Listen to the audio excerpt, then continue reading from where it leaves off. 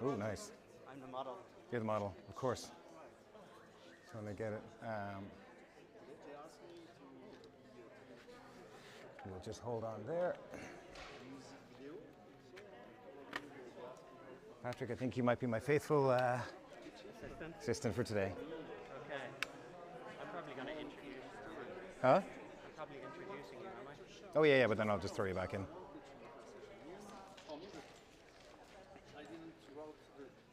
Holohan or Holohan? Holohan. Yeah. Stressing about her. Got a card. Perfect. Do you have a mic? No. You can have mine.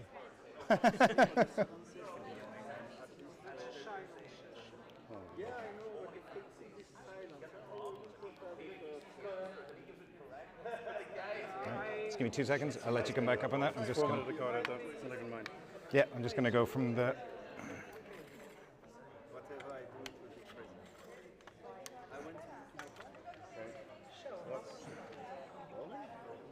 Is it rolling? Where's the rep from it? Oh, it doesn't like to give you any help. No way. Oh no, he's got it. Okay.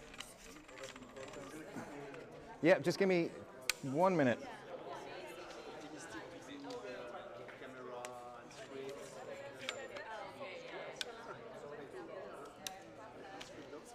All right, now I have control.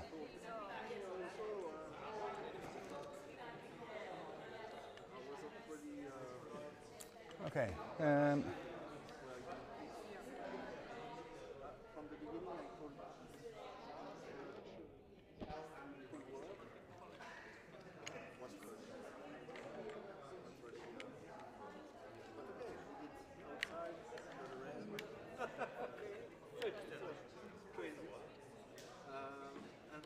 Told you about the power going at like Yeah. 11 o'clock. Philip, Typical. you're like, it's Keno. Fashion. Okay.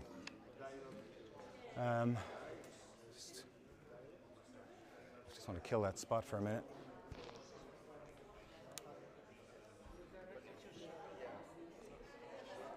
Okay, this is your nice little fill.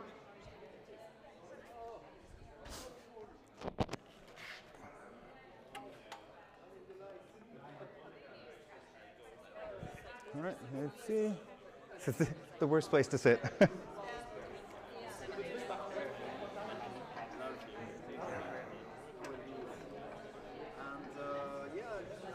I run at Kinoco, there was the organizer of Inoli, and you have to go Caen, Lille, Brussels.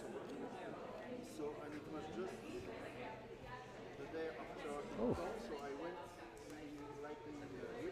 So I went to Lille, but there I didn't do a movie. I was helping other people, and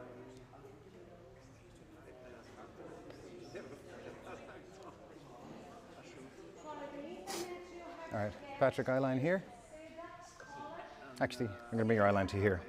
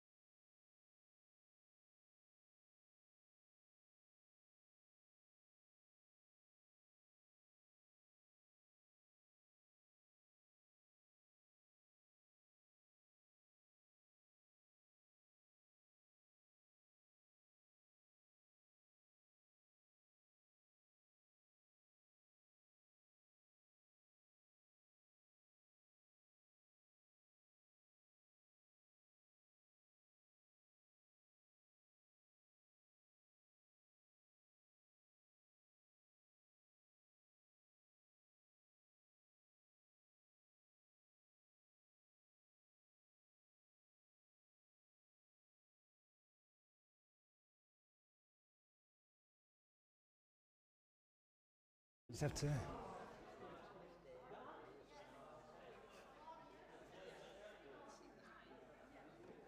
Just making sure I'm still focused, that's all. Okay, okay. I can push 20 feet. Are they giving the A-OK?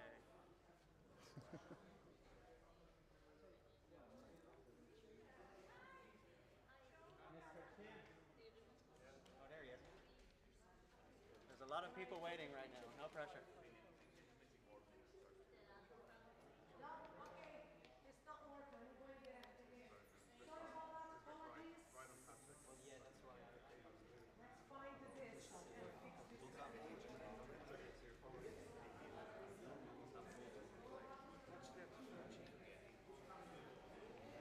And you're on time. You ready to go now?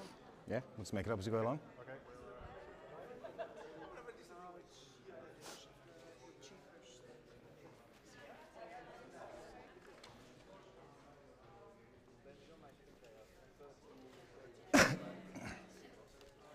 That was I horrifying. hear everything. Yeah. Live in 5, 4, 3, 2. Okay, hello everybody, and welcome to the beginning of Kino D's 10-day international festival. Thank you.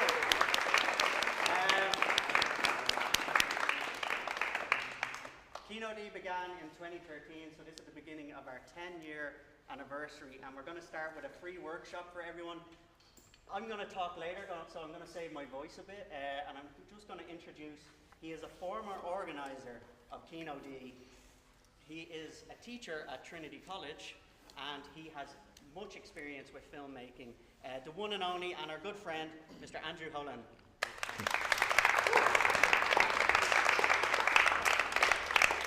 All right, guys, so we're going to be playing this by ear a little bit today. I know there's a lot of different experience levels.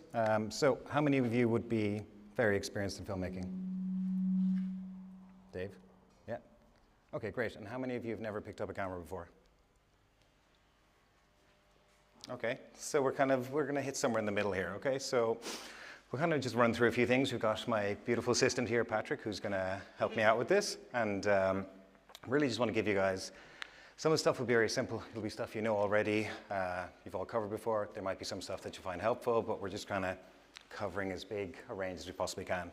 It is very fun talking to a whole circle because you have to keep turning to everyone. But so if you excuse me if my back is to you. Okay, so we might as well get started. Does anyone know what this lighting setup is called? If you have Perfect. three. We do actually have three. So there's a 3-point lighting, okay? It's the simplest lighting setup that we can use. Pretty much, unless you're at the big, big top end of things, this is where all lighting kind of starts. You know, we've got our key light, okay? So we can see here, can you guys all see the screen, more or less? Yeah? You can see here on the screen that we've got Patrick, and he's just basically lit on one side. Okay, that's his key light. We give him that. As soon as we lose that, we have no Patrick, okay? So we're starting everything from this point. The key light is where, that's our central light. You know, so if we're in a room and we're having motivated lighting, you know, we're going to be cheating out that our key light is the light overhead, okay? So we'll give Patrick some light again once it comes back on. There we are. Okay. So what are we noticing about the other side of his face? Stark. Yeah, stark. So this is a handy one because you can see that already, once we have this key light in, we can already see how we're starting to think to light cinematically, because with those shadows, we can choose to help our story. We don't have to, you know, get rid of those shadows altogether. We can be like, no, we want to show him slightly shadowed. We want to show him looking a bit spooky. So if we, say right now, we've kind of got witness protection. You know, if we go a little bit darker, but you see already that you start messing with the lights and you'll get the different effects that you're going for. So already that's just one light that we've set up. Now it's a bit spotted, but we really want to show Patrick here. So, does anyone know what the second light we use is called? Perfect, great. All right, so we'll get this one back on.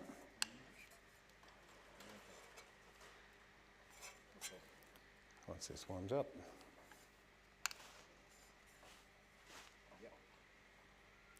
Perfect.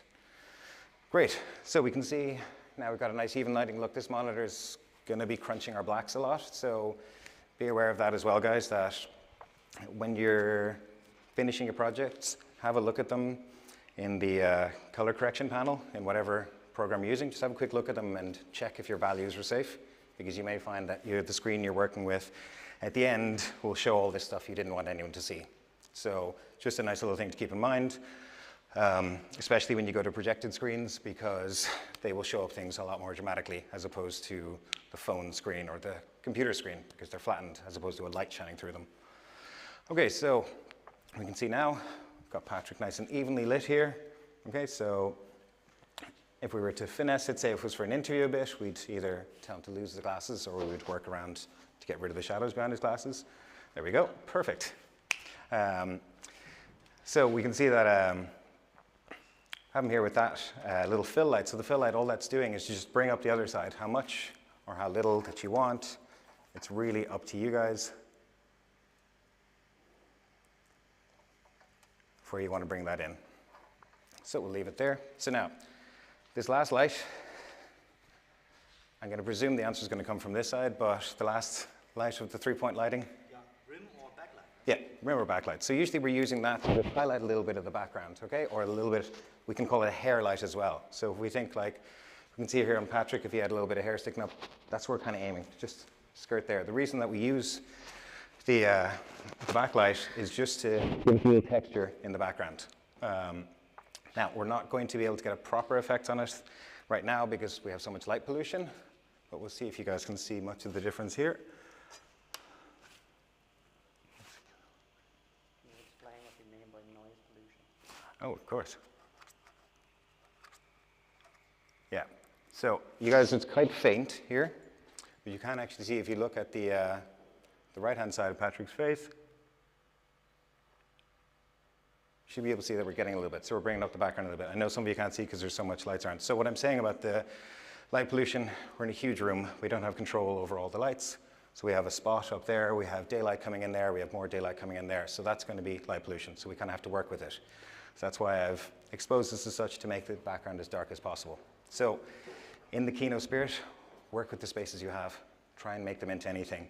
Because if you guys look at this screen, do we have any idea where he could really be? This could be anything. We know it's industrial, but beyond that, we don't have a clue. So bring that into the films, cheat stuff up. You know, that's the whole spirit of Kino, is we want to be able to make stuff as you're going on the fly. And, you know, once you have a light, even if you're in a little tight space, you just get your phone light. Just get something in there. You just want to get the ingenuity in it. I know that plenty of the people who've been to a lot of the Kinos before have a lot of experience with kind of being like, what way can we make something up and just pull it all together? Okay, great. So, framing. Is everyone here pretty familiar with framing? Yeah? Okay. Can anyone explain to me what the looking space is?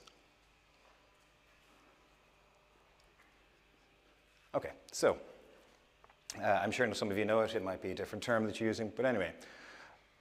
With the way that Patrick is sitting here, you can see he's facing out towards this way. He is in the center. I'm actually going to favor him a little bit more because he has moved in the meantime. Thanks, Patrick. Okay. Okay, so just for the simple explanation of it, the looking space is all the space out here. He's looking out this way.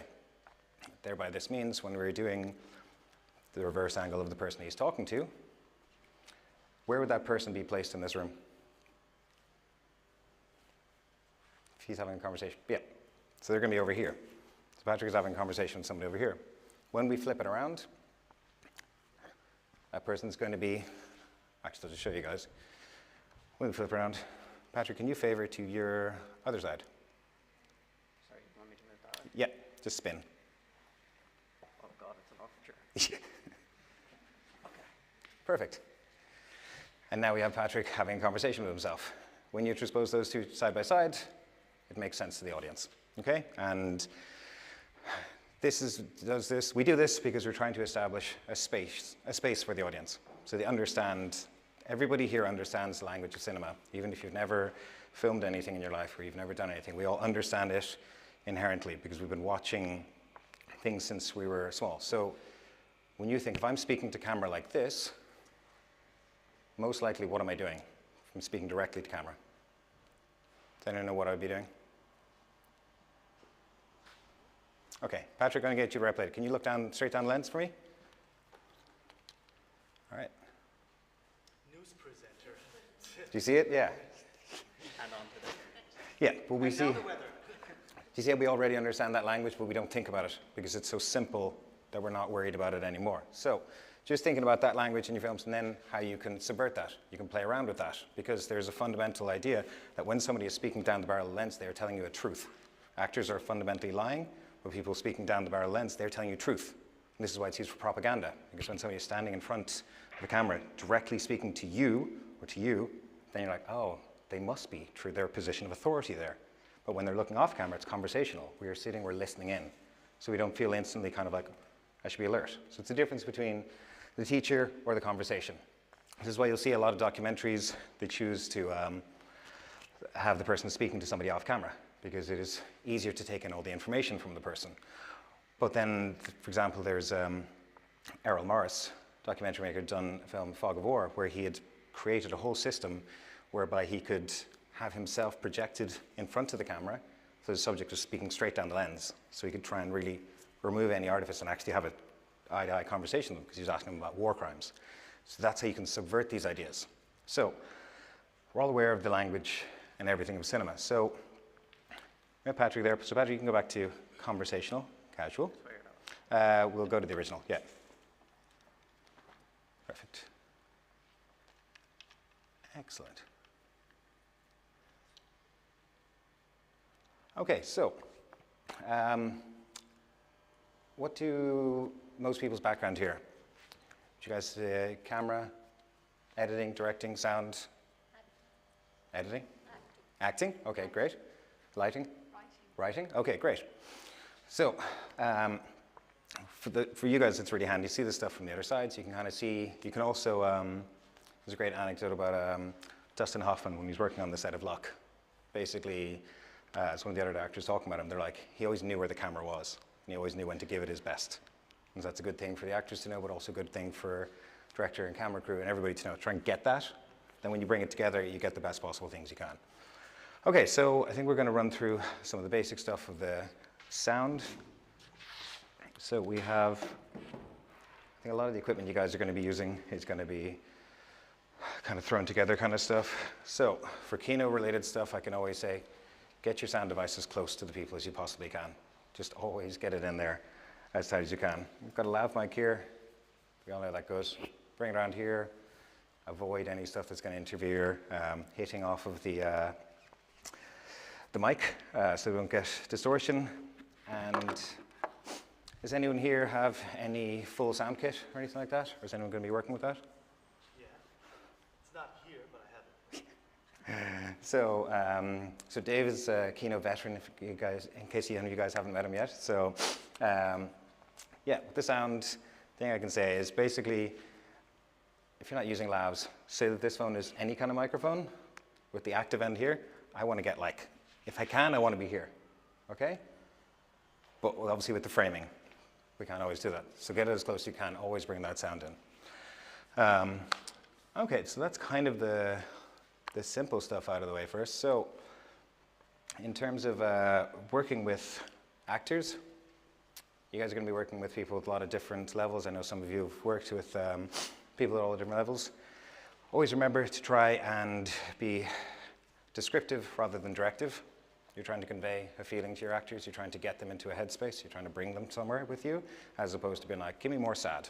Because some actors work great with that, a lot don't. So just be aware of like working with different actors, and when you're doing your crews, try and, if you can, have people for every role. So if you're making the film, you can focus on the overall. If you're editing the film, you can be focused just on that. Okay? I know it'll be Kino, you'll be all thrown together and figuring out stuff, but you know, try and go that way. Okay, so basically this whole thing is kind of just a little intro thing, really. So does anyone have any questions on anything or anything they'd be curious about?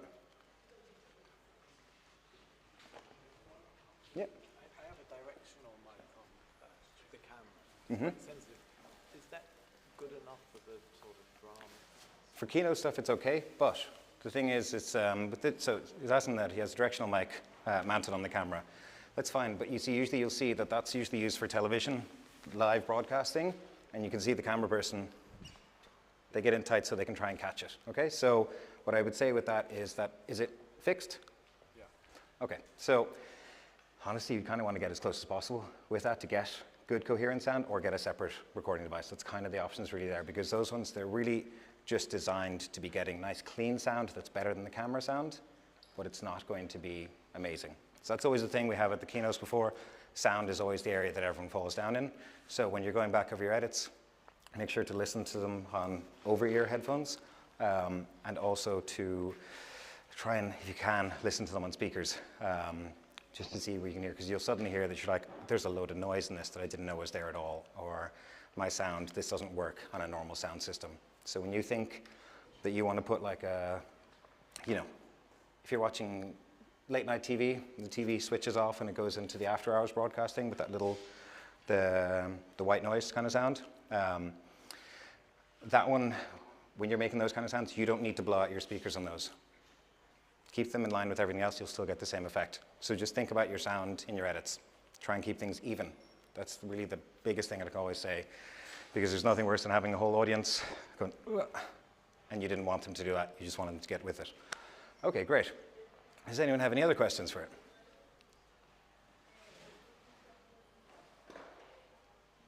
Yeah. What would be some of the best low-budget lighting you can probably recommend? No budget lighting, I would honestly say the LED lights. LED lights are where it's at the moment, because they don't heat up, they're easy to carry around, and you can get, I've gotten in close enough with Patrick, the size of these LED lights, these don't cost a fortune. You pick up some of them, you can change around the color balance on them, they're really helpful. Just get in there. The thing with the tungstens is they overheat, they might blow your power. When you're doing low budget kind of stuff, things get knocked over, things get broken. So LEDs is kind of always where I'd recommend, and then you can kind of go from there, because you can find something to suit every budget as you're going. Okay. Yep. Another question. From a directing point of view, what would be your, let's say, essential checklist to do before actually starting to have the actor? Before actually, okay, well, depending on what you want to make, I would usually say a script is a good thing to have when you're starting out, but some people can play it by ear. When you're going in to direct, you should know this story. You should know the story really well, but you should also know what you want. So if you turn up on the day, there's nothing worse, and I know any of the actors in the room can tell me, there's nothing worse than turning up and kind of like, so what's happening here? That's useless to everybody, okay? So know what you want, and go for what you want, and don't be afraid to take on suggestions from people. You know what you want to get, but if you take suggestions on from people, you can kind of go, actually, that does work for me. There's no shame in that. It's like, there's no need to be like proud about it. You're like, actually, that is really helpful. But at the same point, when you know exactly what you want there, you stick to that. You're like, no, this is the way I want it. So I would say being prepared, just being ready and ready to go, and knowing what you want to make, and trying to get to the point that you see initially in your mind. And also, don't be a jerk to people. It doesn't there's never a justification for that, so you can always get better results if you're not. Okay, does anyone else have any other questions? Maybe an advice, be ready to pitch it in like 3 to 5 sentences. Don't tell the whole story in the pitch. Yeah. Don't give away everything. Yeah, you always want to, that's a good tip actually that leads into in general with directing, you should always be thinking of every scene should bring up a question. And when we answer that question is when we decide. But so for example, the simplest way possible, you can think of it, your opening scene of the film, somebody gets killed. The question we have straight away is, who and why? You can choose to dole that information out as you go. But it's always really helpful to have that in mind when you're making films, to think about questions. To be like, what's the question here? What's the point of this scene? Why are we trying to get here? The audience wants to have questions as well. So you keep them engaged, because then when they kind of go, that was the answer. Okay, you can play it, like you can have the second scene is, we found out why they were killed, and this. You can bring in a new question, because they were killed with this specific poison. What does that mean? Always go with questions. The audience wants questions. They want to be kept looking for answers. Okay, does anyone have any other questions? I just want you to speak about Oh God. It depends. It changes around. I'd done a documentary piece before where I'd been working in a prison in Norway, doing some documentary there. And to be honest, the ethics of that one was really constraining the whole thing because of having to be very careful with the people we were talking to who were in there, who were kind of mass murderers or drug runners and stuff like that, and having to kind of work around that and actually get a successful thing. Because on the second we arrived, basically the prison guys were like, yeah, okay, so we had Michael Moore come in here before and he wanted to film in this prison, and we told him, don't do this, don't do that. And the first thing he does is this and that. And they're like, it was a pain in the ass. So there's the ethical quandaries to think about. I mean, because you can talk about every shoot you've been on where basically you're losing the light or you've run out of this supply or that, whatever that is. That's just kind of filmmaking. We all know it. You've been there, everyone's been there where there's like, don't know what to do. The advice I would always give people for that is always be brutal, cut scenes, move forward, get things done. It's always better to have a completed film that didn't have everything you wanted in it versus having a film that you just never quite finished or only did half of because you had to get that first scene right. Okay, what was the... Yeah, I wanted you to just speak on how, so you're talking about lighting, but often people forget color in lighting. Yeah. Just what certain colors can change the mood and how you can go about doing that. Okay, so let's see which... Does this one have the bicolor?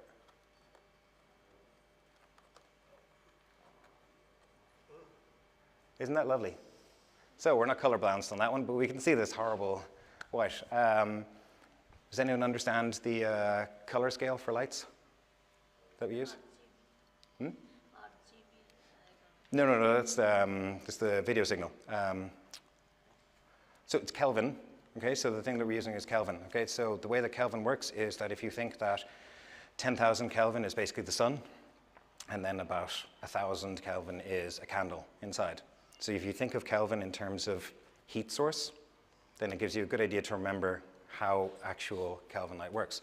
So you'll probably see on your cameras that there's a default setting that says 5,600 Kelvin, 5,600. So it's daylight because it's closer to the sun. The sun is far away, so we can't actually get up to 10,000. But so then that light is actually, so 10,000 Kelvin is fundamentally a blue-white. Okay, in the lower end we go, it's an orange, which we call tungsten, okay, because it's a dimmer light. It's a weaker source. So we're seeing the true form of the light versus we're going into kind of supernova end of things. So 5,600 is daylight, so it's always give or take one. So don't always trust your camera because it'll sometimes look a little bit weird. We can see here that this light is now set to daylight, but this camera is not set to the same thing. Okay, so we can see how that starts to look weird, and we actually see the blue tones in it. Then the other one is 3,200, which is usually indoor light. So fluorescent or lamps or things around the house. So it's more of an orange tone to it. So once you have those two, you kind of, it simply boils down to tungsten or fluorescent versus daylight. It's pretty straightforward. It's blue versus orange. And when you're in the color correction, color grading stage, sometimes you're able to rescue something that you shot at the wrong white balance by bringing in a little bit of blue or a little bit of orange. I will say, though, that if you have too much orange, it is fundamentally a pain in the ass to get rid of. You can, but it's really annoying. So then, with the other colors, I mean, you guys have all seen a lot of films, playing around with a lot of different light colors and messing around with them, so I think you guys kind of have a fair idea that you could pick any color and kind of know exactly what we're trying to tell the audience. If we think of like red, usually in film we're thinking of somewhere seedy, dark, or dangerous, something like that. If we think of green, we're kind of like either feeling a bit sick or we're watching The Matrix, which if you go back and watch that now is the greenest film I've ever seen in my life. But you can mess around with these colors and you can mess with your audience as well. You know, you can, once you have the basic core rules down, throw things out the window. I'm sure you guys have seen plenty of documentary pieces where, you know, they've got somebody framed going out the side, or they change their eyeline, or they've got an opposing eyeline. Once you understand the rules, you can mess around with them. Okay, does anyone have any other questions? Yeah. So sometimes you shoot the night scenes and with the very dim light, and how much is that Kelvin? So for night scenes, well, the moon, because it's reflecting from the sun, the moon is daylight. So you're balancing that off. So that's why we get that blue tone sometimes, because it's harder to control it a little bit. But the moon, it's reflecting the sun's light. It's just a weaker version of the sun. So I'd say the moon is somewhere around 4,900, 5,000, give or take. You kind of get to a point where you can see this stuff by eye and by looking around. You kind of get to make it up a little bit as you go along. Does anyone have any other questions? Yep. What's the best way to light it when you have two people instead of one? So is it two people speaking to each other in a two-shot? Yeah. Okay. So the thing that you should be doing there is, because it's film, it's not documentary, you always want to be thinking of, there's a few considerations that come into that. Say one person is your main character. They're talking to somebody that's not quite as important. You would sometimes favor your main character a little bit. Or if the other person is a villain, you bring down the lights on them. Beyond that, you'd actually just try and get a nice even lighting, and then that whatever side is facing away from camera has the same. So where Patrick is set up right now, we could just pull these out a little bit and have somebody in next to him. And then we know that when we're looking at the people in the scene, this side back here is going to be dark. But if we're both favored, so for Patrick, if you're looking at me, if we're having a conversation, do you see how the light? So we're kind of going for almost a central point. Three-point lighting still works the same way. It's really just what's our subject and what's important. If you're doing it with many more people, try and cover as many people as you can and focus on your main person. What if there is a dynamic shot, so people are moving around and things like that? How do you handle the light? Well, so that would depend on your budget. Okay, yeah.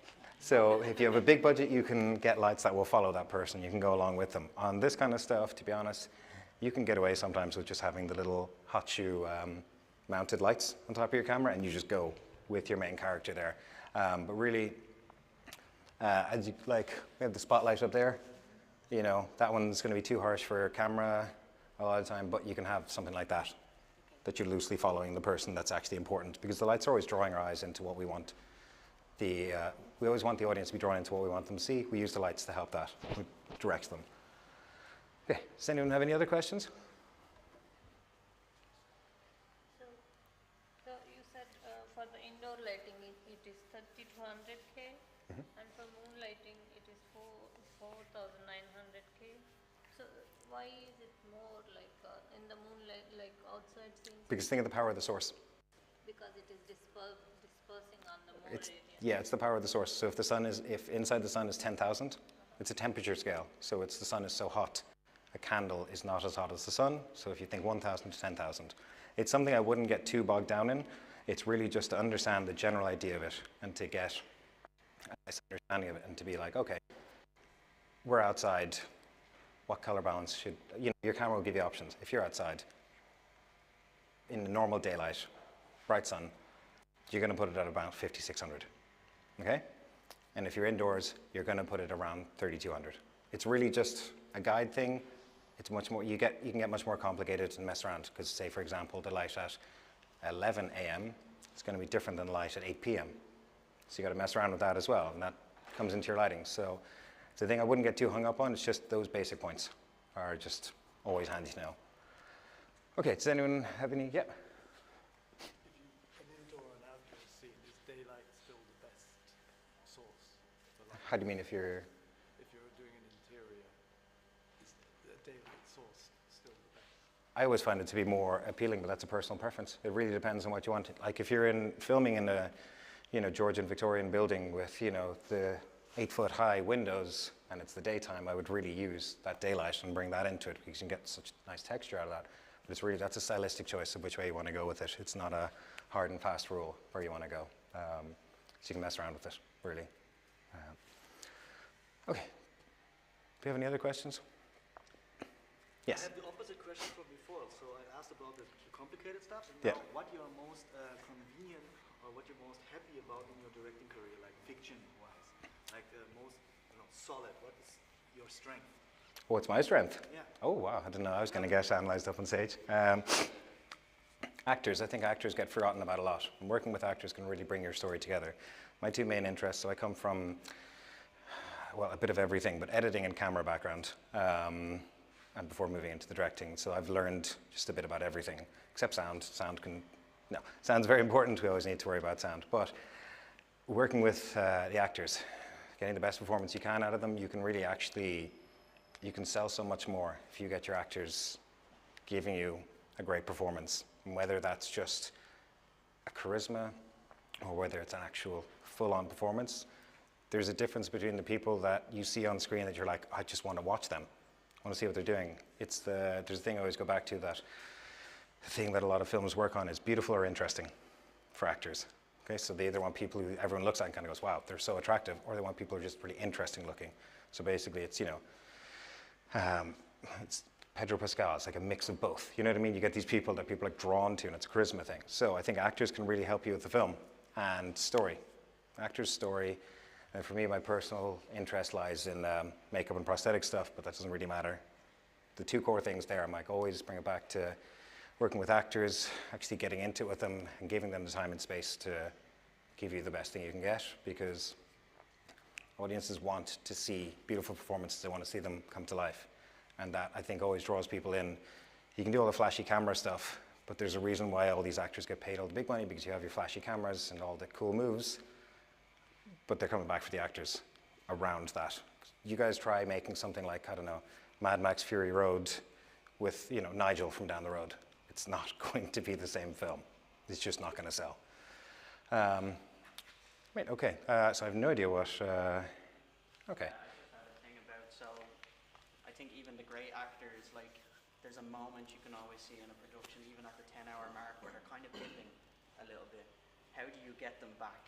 Like, is there a little trick you have? So there's a few different tricks for that. The first one is make a call. If you're at hour 10 of the production and you're not getting anything, you make that call straight away. Cut it, that's it, you're done for the day. You're not going to get anything else out of them. I had an actor before on set who he had a lot of kidney problems and stuff, and basically his blood sugar crashed about halfway through the day. And so I was like, okay, look, I'm not getting much from you here. Can we, do you want to just like take 5? Go again? He's like, no, I'm totally fine, I'm totally fine. I'm like, okay, we're taking 5. Let's go out here. I need you to eat something. Come back in. And he came back in, he's starting to get back in the energy. And to be honest, what I ended up having to do was got him up in the scene, and then just I started clapping him on the back. Just get that energy. You bring a lot of energy to set. So that's the thing with Kino, always bring your energy. Always stay excited, because you're making movies. We're messing around with cameras and having a lot of fun. This is what we're all here to do.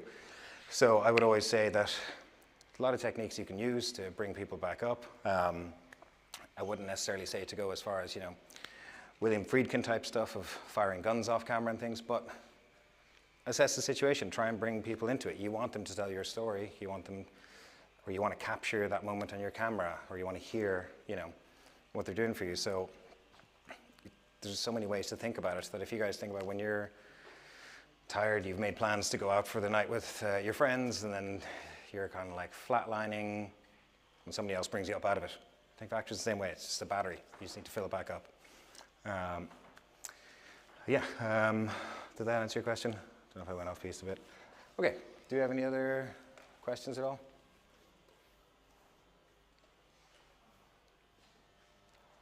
Okay, so how many of you guys have done keynotes before? It's a good few. Okay, so you all know how it goes. Way more than that. Or was there people being shy about putting their hands up? Some people put their hand up. We just go around and like single people out? Yeah. Okay, so you guys know how it goes with Keynote, but always try and make the best stuff you can. There's no point if you're just throwing something together. Always try and make the best stuff you can. Use Keynote as a fun exercise. That's what I always got the most out of it, that I was like, here's an opportunity. I've got actors, I've got crew, I've got everything. Make things. Let's just make things. Let's have things made. Let's try things, Let's, I remember a thing of Steve McQueen, the director of Hunger and 13 Years a Slave. He was talking about being in film school, and he'd gone and asked the lecturer on the course, he's like, do you think maybe we could do this one shot where we throw the camera up in the air? And the lecturer's like, no, we can't do that. And he's like, why not? He's like, insurance, it'll break, da da da. And he's like, yeah, but what if it could be a great shot? And he's like, no, we can't do it. And he's like, okay. Basically left film school after that. These kind of things, when you think about that, this is the place to just, forget film school, just make things and just. I recommend throwing the cameras in the air. during Kino. You can blame me. But yeah, no, just use this. It's like summer camp for filmmakers. That was always my favorite thing about Kino.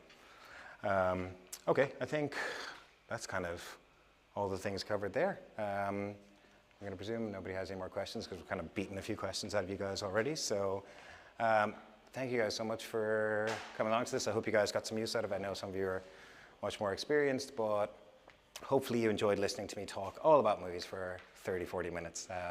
And yeah, thank you guys so much. Thanks, Andrew.